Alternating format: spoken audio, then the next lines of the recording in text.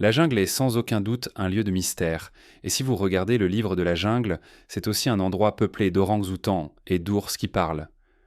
Nous, en tant qu'êtres humains, essayons souvent de trouver des aspects amicaux de la jungle, même s'il y a plein d'autres choses qui se passent dans ces endroits sombres et denses, qui sont beaucoup plus effrayantes que ce que nous aimons imaginer. Du champignon qui peut contrôler les esprits, à l'arbre qui respire tout comme vous et moi, voici les 20 découvertes les plus effrayantes faites dans la jungle. Numéro 20. Champignon de contrôle mental. Un parasite zombie prend le contrôle des insectes par le biais du contrôle mental. Ne cherchez pas dans la science-fiction les exemples les plus effrayants de contrôle mental qui existent. Je suis Mantok, le preneur d'esprit. Au lieu de cela, il vous suffit de voyager dans un pays tropical comme le Brésil et d'aller profondément dans la jungle. Ensuite, Sovedant trouvez une feuille qui se trouve à environ 25 cm au-dessus du sol de la forêt. Et maintenant, regardez ce qu'il y a en dessous. Si vous avez de la chance, vous pourriez trouver une fourmi avec ses mâchoires serrées autour de la veine centrale de la feuille. Mais pour cette fourmi, la vie est finie car le champignon de fourmi zombie Ophiocordyceps unilateralis contrôle désormais son corps. Lorsque le champignon pénètre dans une fourmi charpentière, il se développe à travers le corps de l'insecte et prend le contrôle de son cerveau. Il pousse la fourmi à quitter son nid sûr et à grimper sur la tige d'une plante voisine au cours d'une semaine. Il arrête la fourmi à une hauteur d'environ 25 cm, qui est exactement là où le champignon peut se développer grâce à la température et à l'humidité idéale à cet endroit. Il fait en sorte que les mâchoires de la fourmi restent verrouillées autour de la feuille. À la fin, il envoie une longue tige à travers la tête de la fourmi qui se développe en une capsule bulbée pleine de spores. Comme la fourmi grimpe généralement sur une feuille qui surplombe les chemins de recherche de sa colonie, les spores fongiques tomberont sur ses frères et sœurs en dessous et les transformeront en zombies aussi. Wow, des zombies champignons. Maintenant, dites-moi que ce n'est pas la chose la plus sombre de toute la nature. Avant de continuer, aimez cette vidéo, écrasez ce bouton de souscription et cliquez sur la cloche de notification tout de suite, ou le mille-pattes rampera sur votre visage pendant que vous dormez. Passons au sujet rare. Voici une image assez incroyable du passé. Sur cette photo, nous voyons un explorateur britannique des années 1930 qui se dirigeait vers la Nouvelle-Zélande, mais en route dit son navire s'est échoué sur une île étrange. Il avait 2 guides avec lui. Comme nous pouvons le voir ici au milieu, ces gars venaient spécialement de Papouasie-Nouvelle-Guinée et connaissaient un peu ces îles étranges, il s'est avéré. Mais ils n'étaient pas très enthousiastes à l'idée d'explorer à cause de la créature à l'extrême droite. Ils en avaient en fait très peur. Certains pensent qu'il s'agit d'un type d'hominidé qui vivait ici en paix, totalement inconnu. Et il s'est avéré qu'il était vraiment détendu et heureux de rencontrer les étrangers et de poser pour une photo. Mais ensuite, il a disparu, et nous n'avons plus entendu parler de lui pendant au moins 100 ans. Que lui est-il arrivé? Existe-t-il d'autres espèces d'hominidés qui sont encore là aujourd'hui? Commentez ci-dessous avec le hashtag sujet rare et faites-nous savoir votre opinion par rapport à ce que nous venons de montrer à l'écran. Cela dit, continuons. Numéro 19. Arbre respirant. Une vidéo effrayante d'un arbre respirant est récemment apparue sur Internet. Plusieurs personnes sur les réseaux sociaux se grattant la tête devant la vidéo étrange de l'arbre qui respire, essayant de comprendre ce qui pourrait bien se passer. Avez-vous déjà vu quelque chose d'aussi étrange que vous ne pourriez pas croire même si vous le voyez? Eh bien maintenant, vous savez comment je me suis senti lorsque j'ai vu ce clip pour la première fois. L'événement s'est produit à Calgary, au Canada. Il y avait beaucoup de pluie et de vent fort à Calgary à ce moment-là. Pendant une tempête de pluie et de vent, le sol devient humide, ce qui dessert la prise du sol sur les racines au même moment que le vent souffle sur la couronne de l'arbre. Pendant que la force du vent essaye de pousser les arbres, la force est transférée aux racines et le sol commence à se soulever. D'accord, peut-être que c'est un peu épique. C'est une bataille entre le vent et les racines, et l'air et la terre. Il semble que ce soit les forces de la terre qui sentent y gagner, car ici l'arbre est toujours debout. C'est plutôt une bonne nouvelle pour l'arbre, mais si vous êtes encore triste que cette grande vidéo ne montre pas une forêt qui respire, rappelez-vous que les arbres respirent en remplaçant le dioxyde de carbone dans l'air par de l'oxygène, grâce à un processus appelé photosynthèse. Le sol respire aussi, mais d'une manière un peu plus étrange. De minuscules microbes qui vivent sous terre mangent le CO2 que les plantes stockent dans leurs racines et leurs feuilles mortes. Ces microbes libèrent ensuite le CO2 dans l'air. Voilà donc, les forêts respirent, mais pas de la manière dont vous pourriez l'imaginer où c'est super facile à voir. Numéro 18. Une baleine à bosse de 36 pieds a été trouvée morte dans l'Amazonie. Les chercheurs ne sont pas sûrs de ce qui est arrivé à une baleine à bosse morte qui a été trouvée dans la jungle amazonienne au Brésil, près de l'endroit où le fleuve Amazone commence à s'écouler. Il n'était définitivement pas censé être ici, cela est certain. La baleine a été trouvée dans la baie de Maharo, à Sor, au Brésil, à environ 15 mètres du rivage de la plage d'Araruna. Les responsables de la région disent qu'il est assez rare de voir une baleine dans cette zone à cette période de l'année.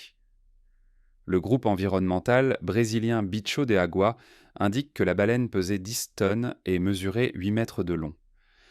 Le gouvernement local, quant à lui, a déclaré qu'elle était un peu plus grande, sa longueur étant estimée à 11 mètres.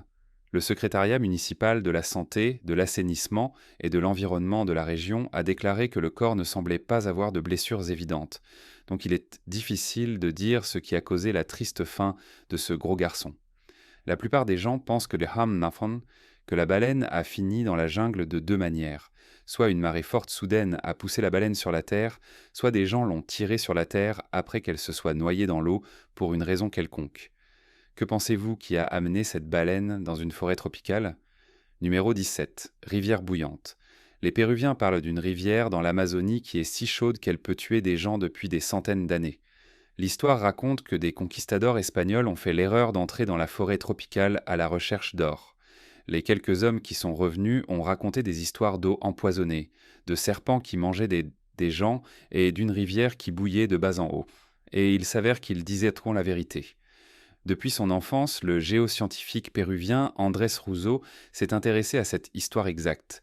Mais il n'a commencé à se demander si la rivière était réellement réelle que lorsqu'il travaillait sur son projet de doctorat sur l'utilisation de l'énergie géothermique au Pérou. L'eau de la rivière, bouillante, est en fait de l'eau de pluie, simple comme le montrent des tests chimiques. Rousseau pense maintenant que le processus de chauffage se produit loin en amont, peut-être même dans les montagnes des Andes, et que l'eau est chauffée par l'énergie géothermique de la Terre alors qu'elle s'infiltre dans le sol et s'écoule en aval. Elle finit dans le fleuve Amazone, où l'eau est bouillante. Cela signifie que le système fait partie d'un énorme système hydrothermal et n'a jamais été vu nulle part ailleurs sur Terre. Numéro 16. La cité perdue du dieu singe trouvée dans la jungle du Honduras. La légende locale dit qu'une ancienne ville appelée la Ciudad Blanca, ou la ville blanche, est cachée au fond de la forêt tropicale hondurienne dans le nord-est. Son nom vient des grands piliers de pierre blanche que les colons espagnols et plus tard les explorateurs occidentaux auraient vus. On dit qu'une civilisation précolombienne a construit la ville pour honorer un dieu singe. C'est plutôt cool.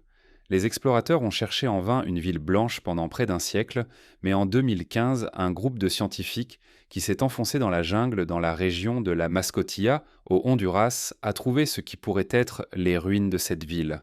En utilisant des informations provenant d'expéditions précédentes, des satellites de relevé au sol et des scans laser, ils ont trouvé des structures et des artefacts qui avaient été cachés par la jungle très dense. Cela les a aidés à en apprendre davantage sur une ancienne culture indigène qui pourrait avoir plus de 1000 ans. La région de la Mascotilla couvre plus de 1350 miles carrés et est l'une des zones de forêt tropicale de plaine les plus propres d'Amérique centrale. C'est aussi l'un des endroits les plus importants pour la biodiversité dans tout le Honduras. Les scientifiques utilisent une méthode appelée Light Detection and Ranging, ou LIDAR, pour examiner une grande dépression dans la forêt entourée de montagnes. Cela leur a donné plus d'informations sur l'endroit où la ville ancienne pourrait se trouver. Mais s'agissait-il vraiment de la ville blanche mythique d'où proviennent les histoires sur les dieux singes et les trésors perdus ? Cela pourrait vraiment être le cas, et la couverture dense de la jungle cache probablement encore les restes d'autres civilisations anciennes fascinantes. Numéro 15. Cabane de contes de fées. Abandonnée. La plupart d'entre nous pensent aux fées comme de toutes petites créatures avec des ailes en plumes et des baguettes magiques. Mais l'histoire et le folklore racontent une histoire très différente. À l'époque où il était courant de croire aux fées, la plupart des gens n'aimaient pas les appeler par leur vrai nom. Au lieu de cela, elles étaient appelées les petits gens ou les gens cachés. Les gens pensaient qu'elles vivaient dans des maisons comme celle-ci trouvées dans la jungle. Cela pourrait-il vraiment être une maison pour des fées? Il y a eu une tonne de théories sur les raisons pour lesquelles les gens croient aux fées. Certains disent qu'elles sont comme des fantômes ou des esprits des morts, ou qu'elles étaient autrefois des anges tombés du ciel. L'historien Gervase de Tilbury a été le premier à écrire sur les fées en Angleterre. Il l'a fait au XIIIe siècle. Il existe également des fées gardiennes comme les brownies et d'autres hobgoblins. Elles sont utiles et font des choses qu'on sent dans la maison comme le ménage ou des petits travaux. Et la vérité est que les fées sont encore réelles pour certaines personnes. Aussi tard qu'en 1962, la femme d'un agriculteur du Somerset a raconté comment elle s'était perdue dans les Berkshire Downs et avait été ramenée sur le bon chemin par un petit homme en verre qui était soudainement apparu à son bras et avait ensuite disparu. Alors, les fées sont-elles réelles? Cette maison de fées est-elle une preuve de leur existence? Dites-nous ce que vous en pensez. Numéro 14. Palmier marcheur. Alors, les arbres peuvent-ils marcher? Certaines personnes disent qu'un type d'arbre le fait. Certains affirment que, tout comme les Ents dans la saga du Seigneur des Anneaux de J.R.R. Tolkien, un certain palmier se déplace lentement à travers la forêt à mesure que de nouvelles racines poussent et le déplacent. Le Socrates exoria est un palmier qui pousse naturellement dans les forêts tropicales d'Amérique centrale et du Sud. On dit que l'arbre marche de l'ombre à la lumière du soleil en envoyant de nouvelles racines dans la direction où il souhaite aller, puis en laissant les anciennes racines se lever et mourir. Certaines personnes disent que cela pourrait prendre quelques années, mais un paléontologue affirme que les arbres se déplacent de 2 à 3 cm chaque jour. Les guides de la forêt tropicale racontent l'histoire des palmiers marcheurs depuis des années. En 1980, John Ashbodley a été le premier scientifique à remarquer ce phénomène particulier. Les racines du palmier marcheur poussent à partir de la base de l'arbre à plusieurs pieds au-dessus du sol. C'est très différent des autres arbres dont les racines sont toutes souterraines. À mesure que le sol s'érode avec le temps, certaines de ces racines meurent et de nouvelles poussent à leur place. La vérité, c'est que les scientifiques apprennent encore beaucoup sur le palmier marcheur et son système racinaire inhabituel. Certaines personnes pensent que les racines en échasse le rendent plus stable dans les endroits humides. D'autres pensent que ces racines permettent au palmier de grandir plus haut pour atteindre la lumière sans avoir à rendre le tronc blanc. Cela signifie que le palmier a besoin de moins de biomasse dans ses racines souterraines que d'autres palmiers. Donc, si vous voyez un arbre s'approcher lentement de vous, maintenant vous savez pourquoi. Numéro 13. Tarzan dans la vraie vie. Un homme qui a vécu seul avec son père et son frère dans les forêts du Vietnam pendant 41 ans ne savait même pas que les femmes existantes. Depuis sa découverte, les gens l'appellent le vrai Tarzan. Lorsqu'une bombe américaine a tragiquement tué sa mère et 2 de ses frères et sœurs à la fin de la guerre du Vietnam en 1972, Ho Van Lang s'est enfui de la civilisation. Lang a fait de son domicile le district de Tay Tra dans la province de Quang Ngai, qui est profondément dans la jungle. Au cours de 40 ans, ils n'ont vu que 5 autres personnes, et chaque fois qu'ils le faisaient, ils s'enfuyaient. Les 3 hommes vivaient loin de miel, de fruits et d'animaux qu'ils attrapaient dans la forêt. Ils construisaient également des abris et prenaient soin d'eux-mêmes. En 2015, un photographe nommé Alvaro Cerezo a trouvé la famille. Ils ont été emmenés de l'endroit où ils vivaient, seuls à un village voisin où vivent des femmes, ce qui a été une grande surprise pour Ho Van Lang, qui était trop jeune pour s'en souvenir de l'époque où il vivait en civilisation. Environ 8 ans après son retour à la civilisation avec son père Ho Van Tan, Ho Van Lang est malheureusement décédé. Cerezo a déclaré dans un communiqué que Lang était probablement mort à cause de toutes les choses qui accompagnent la vie moderne, comme les aliments transformés remplis de produits chimiques. Certaines compétences linguistiques de son père étaient de rester avec lui. Mais Lang ne pouvait dire que quelques mots dans la langue locale, et cela montre même qu'une vie difficile dans la jungle peut être plus saine que de manger des aliments transformés, je suppose. Numéro 12. La ville perdue des géants en Équateur. En 2012, un groupe d'explorateurs et de chercheurs a trouvé ce qu'ils pensaient être un ancien complexe pyramidal dans une partie reculée de la jungle équatorienne amazonienne que la plupart des gens en dehors du pays et même à l'intérieur du pays ne connaissaient même pas. Bruce Fenton, un auteur et chercheur, pense que le complexe pourrait être la ville perdue des géants. Il a reçu ce nom parce que des outils de taille géante ont été trouvés à proximité, et les légendes locales disent que des humains géants vivaient autrefois dans la région. Fenton pense que c'est l'une des villes perdues des géants en raison de la taille des outils. Ces villes sont mentionnées dans les légendes équatoriennes sur la région amazonienne. Les peuples autochtones d'Équateur ont très peur de ce genre d'endroits, car ils pensent qu'ils sont dès longtemps qu'ils sont protégés par des esprits avant-gardiens ou des êtres d'un autre monde. Les histoires locales disent bon que les géants vivaient autrefois dans des villes oubliées par l'histoire. En fait, des ossements de géants ont été trouvés dans des grottes à proximité et dans d'autres parties de l'État de l'Équateur. Alors que diable est-il arrivé à ces géants? Nous ne le saurons peut-être jamais, mais nous pouvons commencer à reconstituer un peu plus leur histoire maintenant. Numéro 11. Tarentule, Goliath sauvage. Les araignées sont parmi les animaux les plus redoutés sur Terre. La plupart des espèces d'araignées ne font en fait pas de mal aux gens, mais il y en a quelques-unes dont vous devriez avoir très peur. La tarentule Goliath est la plus grande araignée du monde. Elle peut peser jusqu'à un demi-kilo et ses pattes peuvent mesurer jusqu'à 30 cm de long. Elle vit dans la forêt amazonienne et je sais que je l'ai déjà dit, mais c'est la plus grande araignée du monde. C'est un type de tarentule et elle vit dans des tunnels au sol de la forêt tropicale.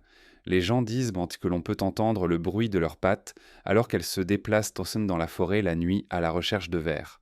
Bien qu'elles soient appelées chasseuses d'oiseaux, elles ne le font en réalité pas très souvent. Cependant, il y a eu des histoires les concernant capturant des colibris. Elles chassent également des serpents, des lézards et des rongeurs qu'elles mangent principalement en privé. Au lieu de manger leur proie à l'endroit où elles l'ont attrapée, elles la traînent jusqu'à leur terrier, l'injectent de produits chimiques qui rendent les organes tous mous, puis elles aspirent simplement le liquide. Dégoûtant. C'est comme un jambage-juice d'organes vivants. Numéro 10. La tribu Sentinelle. Les Sentinelese sont un groupe de personnes vivant sur l'île North Sentinel dans la baie du Bengale en Inde. Ils sont également appelés les Sentinelli et les habitants de North Sentinel. En tant que tribu officiellement programmée selon la loi indienne, ils sont considérés comme un groupe tribal particulièrement vulnérable, et ils font partie du peuple andamané. Les Sentinelese sont en fait l'un des 6 peuples autochtones des îles Andaman et Nicobar. Comme les grands Andamanais, les Jarwas, les Hongay, les Champagne et les Nicobar, ils restent souvent cachés du monde extérieur. Les Sentinelese, en revanche, ne semblent pas vouloir parler à quiconque venant de l'extérieur. Ils n'aiment pas les gens d'autres endroits et ont tué quiconque essaye d'atterrir ou de s'approcher de l'île. Je suis ici en sachant ce que je sais sur l'histoire et je me dis, peut-on les blâmer ? En 1956, le gouvernement indien a déclaré l'île North Sentinel une réserve tribale et a rendu difficile l'accès à moins de 3000 nautiques de l'île. Il maintient également une garde armée en permanence pour éloigner les envahisseurs. Il est même interdit de prendre des photos d'eux. Personne ne sait combien de personnes composent le groupe non plus. Les estimations varient de 15 à 500, mais la plupart se situent entre 50 et 200. Cela ne vous sidère-t-il pas de penser qu'il existe un monde plein d'avions et d'iPhones et qu'il y a encore des gens qui ne connaissent pas la technologie la plus basique ou même l'existence du monde extérieur ? J'aimerais savoir ce que vous en pensez. Devons-nous les laisser tranquilles ou leur faire découvrir les joies de Twitter, Burger King et des Kardashian ? Numéro 9. La plus grande fleur du monde, Rafflesia arnoldi. La plus grande fleur du monde a été découverte sur cette plante à Sumatra. Mais ne prenez pas trop de temps pour la renifler, car un autre nom pour cette fleur est la fleur de cadavre puante. Charmant, et elle sent exactement comme un corps mort, ce qui est exactement ce que vous seriez si vous mangiez un peu de cette beauté dégoûtante. La fleur de cadavre puante ne fleurit qu'une fois tous les 10 ans, et ne reste en fleur qu'environ un jour. Des gens du monde entier viennent la voir et sont très excités à son sujet. Tout le monde qui la voit semble à la fois hypnotisé et incroyablement dégoûté. Non seulement elle ressemble à de la viande crue, mais elle sent aussi le rat mort, ce qui repousse encore plus les gens. Il s'avère que cette mauvaise odeur est en fait causée par un mélange de plus de 30 produits chimiques qui produisent l'impact de la même odeur que la chair en décomposition. Et c'est juste un autre exemple de l'intelligence de la nature. Les insectes ne peuvent pas résister aux choses pourries, donc ces fleurs puantes les attirent de loin, répandant les gènes de la fleur dans toute la forêt tropicale où elle vit et grandit. Comme on ne sait pas quand elle fleurira, voir la plus grande, la plus odorante et la plus mystérieuse plante du monde est une expérience unique dans une vie. Vous devrez vous rendre en Malaisie pour voir le cadavre puant, cependant. Vous pouvez le trouver dans le parc national de Gunung Gading à Sarawak, sur le mont Kinabalu à Sabah, et dans la réserve forestière de Rafflesia près de Kota Kinabalu. Et apportez une pince à linge pour votre nez. Vous ne le regretterez pas. En fait, j'ai un petit secret pour vous à ce sujet. Si vous n'avez pas le temps d'aller jusqu'en Malaisie, peut-être pouvez-vous vous rendre à San Francisco. Le Conservatoire des fleurs de San Francisco a l'un de ces spécimens. Et si vous vous renseignez sur le moment où il va fleurir et que vous chronométrez juste, vous pourrez voir l'une de ces choses en Amérique. C'est drôle que j'ai dit voir et non sentir, car l'odeur est définitivement la partie que vous allez retenir en vous éloignant de cette chose. Numéro 8. Grande sphère de pierre. Les déquistes vivaient ainsi dans la vallée du Rio Grande de Taraba. Ils étaient connus pour avoir développé des systèmes sociaux, économiques et politiques incroyables et complexes. Les Décuis ont atteint le sommet de leur culture entre 800 et 1500 après Jésus-Christ. Pendant cette période, les artistes Décuis ont créé des objets en céramique, en os et en or, et ont sculpté des sphères de pierre dans des parties importantes de leurs établissements. Des sphères de pierre étaient également alignées dans des places publiques et sur les chemins menant aux maisons des chefs. Les diamètres des sphères déquises variaient en près de quelques centimètres à plus de 2 mètres. Elles étaient fabriquées en utilisant des roches plus dures pour frapper des blocs en sphères rugueuses. La pierre était ensuite finie en polissant sa surface avec du sable. Cela devait créer un endroit assez impressionnant, mais aussi magnifique. Nous ne savons pas vraiment quel était le but exact des sphères, mais elles étaient des symboles importants pour ce peuple mystérieux. Malheureusement, les Décuis ont décliné après la colonisation et les sphères ont été oubliées. Mais la United Fruit Company les a redécouvertes dans les années 1930 lorsqu'elle a défriché la jungle pour faire place à des plantations de bananes. C'est plutôt cool d'une certaine manière, mais aussi incroyablement triste que leur habitat jungle ait été complètement détruit. Numéro 7. La plus grande tourbière du monde avec un vaste puits d'eau de carbone trouvé au Congo. Une vaste zone de tourbière au cœur du bassin du Congo a été cartographiée pour la première fois afin de montrer sa taille réelle. Ces tourbières les stockent beaucoup de carbone, donc les préserver est définitivement important dans la lutte contre le réchauffement climatique. Mais beaucoup de tourbières sont maintenant en danger, surtout parce que le pétrole y est extrait par de grandes entreprises pétrochimiques. La tourbe est un type de matière végétale partiellement décomposée. Lorsque les arbres, les feuilles et les racines meurent, ils ne peuvent pas se décomposer, car le marais est toujours humide. Au lieu de cela, ils s'accumulent lentement en une couche de tourbe. La tourbe agit comme un puits de carbone, car elle stocke le carbone que les plantes produisent en grandissant. Si les tourbières s'assèchent, par exemple à cause de changements d'utilisation des terres, la tourbe peut commencer à se décomposer à nouveau, ce qui libère le carbone dans l'air. Un groupe de scientifiques internationaux a découvert ces énormes tourbières dans le bassin central du Congo. Ces tourbières couvrent 16,7 millions d'hectares, soit plus de 5 fois la taille de la Belgique. À certains endroits, la tourbe peut atteindre jusqu'à 6,5 mètres de profondeur. Les chercheurs ont découvert que ces tourbières stockent entre 26 et 32 milliards de tonnes de carbone, ce qui équivaut à ce que les émissions de combustibles fossiles du monde se répandent pendant 3 ans. Il y a 36% des tourbières tropicales du monde dans le bassin central du Congo, et 28% du carbone de tourbe tropicale du monde y est stocké. La mauvaise nouvelle est que la terre appartient maintenant au gouvernement congolais et ils l'ont immédiatement mise aux enchères à la compagnie pétrolière la plus offrant, qui va libérer tout ce carbone juste à la recherche de nouveaux pétroles. Numéro 6. El Mirador, Guatemala, la ville ancienne perdue des Mayas de 300 avant, Jésus-Christ à 150 après. Jusqu'à 80 000 personnes vivaient à El Mirador, qui était dominée par la pyramide d'Anta de 72 mètres de haut, qui était la plus haute structure que les Mayas aient jamais construite et la plus grande pyramide du monde. Le fait que les ruines ne peuvent être atteintes qu'à pied, à cheval ou par hélicoptère, la route la plus proche étant à 60 km, les rend encore plus intéressantes. Mieux encore, le site se trouve dans la grande réserve de biosphère Maya, qui fait partie du bassin de Mirador et regorge de ruines. C'est l'un des endroits les plus écologiquement diversifiés du monde entier. Il abrite des jaguars, des pumas, des fourmiliers géants, des aras écarlates et des centaines de plantes et d'arbres que l'on ne trouve qu'ici. Un homme nommé Claudio Arrutida a effectué une enquête sur une partie du bassin de Mirador en 1885 et il y a trouvé des ruines. Mais El Mirador n'a pas attiré beaucoup d'attention avant 1962, lorsque Jan Graham y est resté un moment et a réalisé la première carte de la région. Ce grand groupe de villes préclassiques mayas en Mésoamérique est en danger en raison de la destruction, du pillage et de la perte d'arbres causée par l'équipement utilisé pour construire des routes d'exploitation forestière, ce qui facilite l'accès des gens à la région. Au nord du Guatemala, dans la région de Petén, se trouve un endroit appelé le bassin de Mirador. Il est connu pour ses nombreux sites, dont beaucoup étaient parmi les plus grands et les plus anciens du monde maya.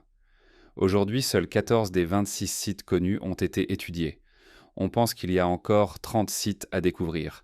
Mais si les chercheurs attendent pas trop longtemps pour y aller, ils pourraient déjà avoir été volés à cause du pillage intense par des bandits dans la région. Des bandits dans la région ressemblent beaucoup à un groupe de personnes qui sont alternatives de la région. Et je ne sais pas trop comment je me sens quand nous appelons les natifs qui prennent les affaires de leurs ancêtres des bandits. Je souhaite juste que les personnes qui finissent avec ces objets partagent leurs découvertes et images avec nous tous. Numéro 5. Cucaena tricoloma. Cucaena est un genre de champignon en coupe de la famille des Sarcosophosae. Les membres de ce genre peuvent être trouvés dans des parties tropicales et subtropicales du monde. Des espèces peuvent être trouvées sur les troncs, les branches et parfois même sur les fruits de certains arbres. Certaines espèces de ce genre sont utilisées comme nourriture par les Temawans de la péninsule malaise, mais je n'ai aucune idée de la façon dont ils aiment leurs champignons. Peut-être avec du bacon et des pommes de terre rissolées, ça a l'air délicieux. D'autres sont utilisés comme appât pour la pêche en les frottant contre l'hameçon. Les espèces de Cucaena ont des corps fructifères ou apothécies qui sont profonds et en forme de coupe ou d'entonnoir. La surface intérieure du corps qui contient les spores, appelés hyménium, est de couleur vive allant du jaune au rouge. Cependant, la couleur s'estompe à mesure que la surface sèche. Des couleurs moins vives sont visibles sur l'extérieur, ce qui donne à ce champignon un aspect assez psychédélique. Numéro 4. Potuo. Le poteau géant est un oiseau qui peut se transformer en tronc d'arbre. Il peut ressembler à presque n'importe quoi en fait. C'est un maître du déguisement. Il est assez difficile de croire que cet oiseau est réel quand on le voit, ou peut-être devrais-je dire si vous voyez cet oiseau. Il est appelé l'oiseau meupette parce qu'il a une grande tête, un grand bec et de grands yeux qui lui donnent l'apparence de ces marionnettes amusantes d'une vieille émission de télévision. Mais si vous voyagez à travers les forêts d'Amérique du Sud et centrale à la recherche de cet oiseau, vous devrez avoir un œil très aiguisé pour repérer cette espèce.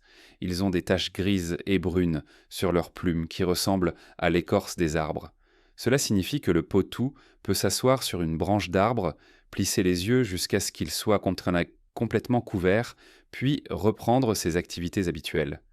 Cet oiseau est très cool. Le poteau fait en sorte que les plumes sur sa tête ressemblent à une branche cassée, pour être un peu plus discret. Ensuite, lorsqu'il repère quelque chose qu'il veut manger, il le saisit simplement avec son énorme bec, et c'est avalé d'un gros coup. Numéro 3. La ville perdue de Sigiriya. Une ancienne forteresse rocheuse connue sous le nom de Sigiriya se trouve près du centre-ville de Dambulla au Sri Lanka. Au 5e siècle, le roi Kashyapa a choisi cette colonne rocheuse de 200 mètres de haut comme site pour sa nouvelle capitale. Au sommet du rocher se trouve le palais du roi, qui possède des peintures colorées sur les murs. Une immense porte en forme de lion se dresse à l'entrée. Bien qu'il y ait beaucoup de choses intéressantes dans ce palais, il semble que personne d'autre ne s'en souciait vraiment, et lorsque le roi est mort, tout le palais a été abandonné. Des moines bouddhistes qui voulaient un endroit calme pour se retrouver l'ont pris en charge, et ils y sont restés jusqu'au XIVe siècle. Après cela, le site semble avoir été laissé à l'état de ruine jusqu'en 1830, lorsque l'explorateur britannique, le major Jonathan Forbes, l'a redécouvert. Les travaux archéologiques ont commencé presque immédiatement, mais ce n'est qu'à partir des années 1980 que cet endroit merveilleux a vraiment été fouillé et découvert. Aujourd'hui, c'est l'une des destinations touristiques les plus populaires du Sri Lanka. Numéro 2. Iru Onoda. En décembre 1944, durant les derniers mois de la Seconde Guerre mondiale, un lieutenant japonais nommé Iru Onoda était stationné à Lubang, une petite île aux Philippines. Quelques semaines après son arrivée, une force américaine a attaqué les soldats japonais et les a contraints à se réfugier dans la jungle. Onoda, cependant, s'est caché sur l'île pendant près de 30 ans, plus longtemps que tous ses camarades soldats. En fait, beaucoup plus longtemps. En 1959, le gouvernement japonais a déterminé qu'il était mort, mais en réalité, il était encore vivant et continuait même à mener la guerre. Il était en mission secrète qui lui ordonnait de tenir l'île jusqu'au retour de l'armée impériale. Il pensait que la guerre se poursuivait tout le temps.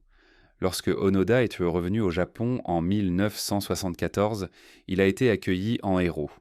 Il était le dernier soldat japonais natif à rentrer chez lui après la guerre, et ses mémoires, publiées peu après, ont connu un grand succès.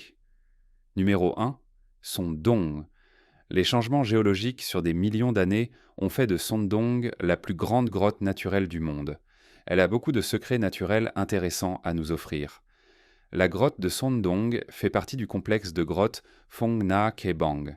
Elle se trouve dans la commune de Son Trash, district de Bo Trash, province de Quang Binh, au Vietnam. Les scientifiques dépensent que Krantz sent que la grotte de Sondong s'est formée entre 2 et 5 millions d'années. Elle mesure au moins 6,5 km de long, 200 mètres de haut et 150 mètres de large.